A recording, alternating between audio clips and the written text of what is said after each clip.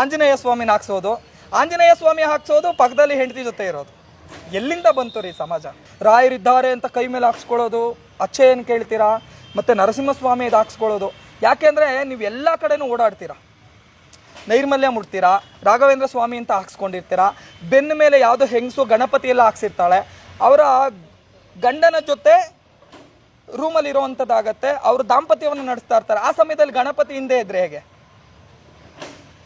ದಾಂಪತ್ಯ ಮಾಡ್ತಾ ಇರ್ತಾರೆ, ಆ ಸಮಯದಲ್ಲಿ ಗಣಪತಿ ಹಿಂದೆ ಹಾಕ್ಸ್ಕೊಳ್ಳೋದು, ನರಸಿಂಹ ದೇವ್ರನ್ನ ಹಿಂದೆ ಹಾಕ್ಸ್ಕೊಳ್ಳೋದು. ಎಲ್ಲೋ ಶೌಚಾಲಯಕ್ಕೆ ಹೋಗ್ತೀವಿ, ಅಲ್ಲೂ ಕೈ ಮೇಲೆ ರಾಯರಿದ್ದಾರೆ. ಏನು ಮಾಡಬೇಕು ಅದನ್ನು ಮಾಡಿ. ಏನು ಮಾಡಬೇಕು? ದೇವ್ರು ಎಲ್ಲಿ ಇರಬೇಕು? ಮನಸ್ಸಲ್ಲಿ ಇರಬೇಕು. ಹನುಮಂತ ಎಲ್ಲಿ ಇಟ್ಕೊಂಡಿದ್ದ? ಮೈ ತುಂಬ ಏನಾದರೂ ರಾಮ ರಾಮ ಅಂತ ಬರ್ಕೊಂಡಿದ್ನ? ರೋಮ ರೋಮದಲ್ಲೂ ರಾಮನಾಮ ಹೇಳ್ತಾ ಇದ್ದ ಅವನು.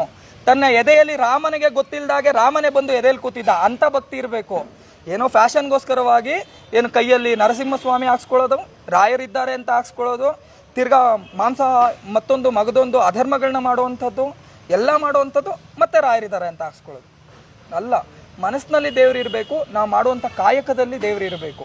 ಧರ್ಮವನ್ನು ಪರಿಪಾಲನೆ ಮಾಡಬೇಕು.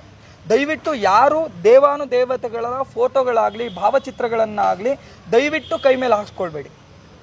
ಇದರಿಂದ ಏನಾಗುತ್ತೆ ಅಂದರೆ ನಿಮಗೆ ಪಾಪಗಳು ಬರುತ್ತೆ.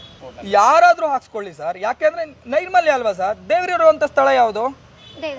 ದೇವಸ್ಥಾನ ಬಿಟ್ಟರೆ ನಮ್ಮ ಮನೆ ಒಳಗಡೆ, ಇಲ್ಲಾಂದರೆ ನಮ್ಮ ಮನಸ್ಸಿನಲ್ಲಿ.